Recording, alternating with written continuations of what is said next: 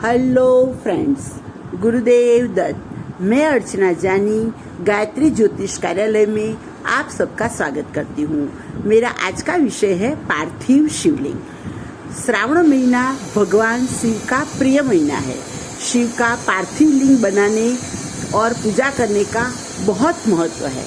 तो मेरा विषय है पार्थिव शिवलिंग कैसे बनाएगा, कैसे उनकी पूजा होती है और पार्थिव लिंग की पूजा करने से जीवन में हमें क्या लाभ मिलेगा।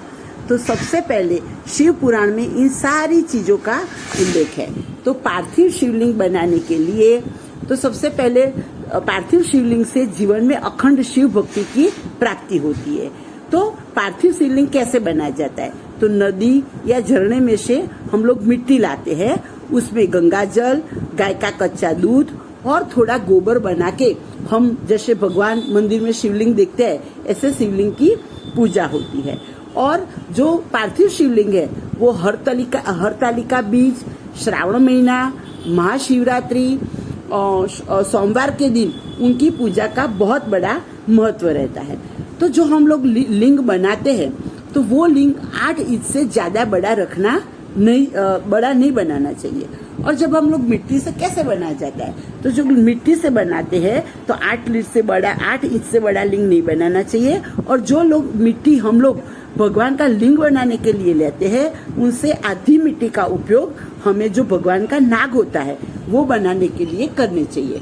तो जैसे मिट्टी का ऐसे अच्छी तरह से हमने शिवलिंग बना लिया, तो फिर 2 लविंग ले लीजिए और जो सर्प होता है तो 2 लविंग उनके आजू बाजू लगा दीजिए।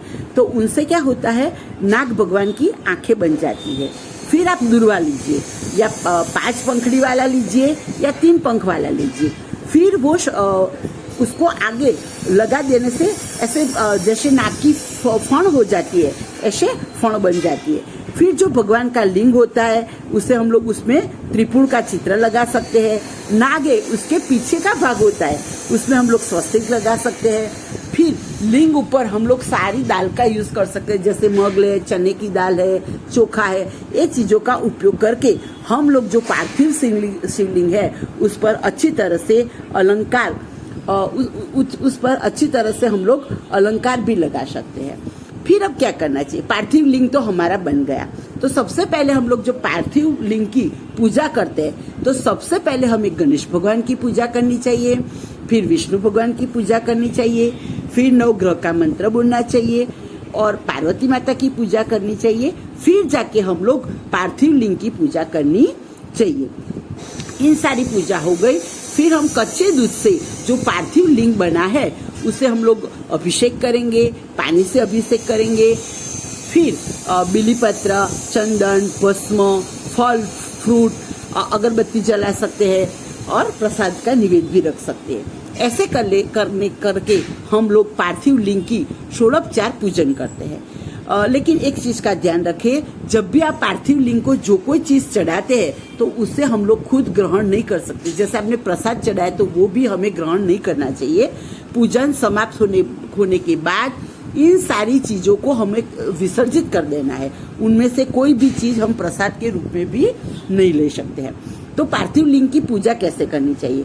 तो वहां बैठ के हम ओम नमः शिवाय मंत्र का जाप कर सकते हैं। पार्थिव लिंग के आगे हम लोग दुर्गा सप्तशती का पाठ भी कर सकते हैं और रामायण की कथा भी हम लोग वहां कर सकते हैं। कोई व्यक्ति रोगी है तो वो व्यक्ति वहां पार्थिव लिंग बना के उनके सामने महामृत्युंजय मंत्र का जाप भी कर सकता है। और जिन कपल को संतान नहीं है तो उसको पार्थिव लिंग बना के ओम नमः शिवाय का मंत्र करना चाहिए, तो उससे संतान की प्राप्ति होती है। पार्थिव लिंग की पूजन करने से हमें जैसे करोड़ों यज्ञ करते हैं, ऐसे बहुत बड़ा हमको फल की प्राप्ति होती है। हमारे सारे अपराधों का नाश होता जाता है और पार्थिव लिंग की पूजन करने से भगवान खुद हमारे ऋणी बन जाते हैं। राम भगवान ने भी जैसे लंका पर उसको विजय प्राप्त करनी थी, तब राम भगवान ने पार्थिव शिवलिंग बना के उनकी पूजा की थी। इस तरह से शनिदेव को भी सूर्य से ज्यादा शक्ति चाहिए, तो शनिदेव ने भी सूर्य से ज्यादा शक्ति पाने के लिए भी शनिदेव ने भी पार्थिव लिंग की पूजा की थी और शक्ति प्राप्त की थी। तो पार्थिव लिंग की पूजा करने से हमारे जीवन की आदि व्याधि दूर हो जाती है, अकाल मृत्यु का भय समाप्त हो जाते हैं, हमें जीवन में शिवलोक की प्राप्ति होती है। और जब हम ये सारी पूजा कर लेते हैं तो फिर जो शिवलिंग बनाया हुआ है उसे हमें कहीं जगह पे जल में विसर्जित करना है, नदी या झरने में उसे विसर्जित करना है।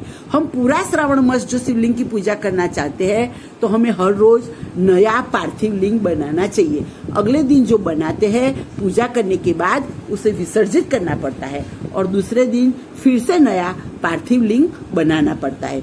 इस तरह से हम लोग पार्थिव लिंग बना के उसकी पूजा कर सकते हैं। Thank you.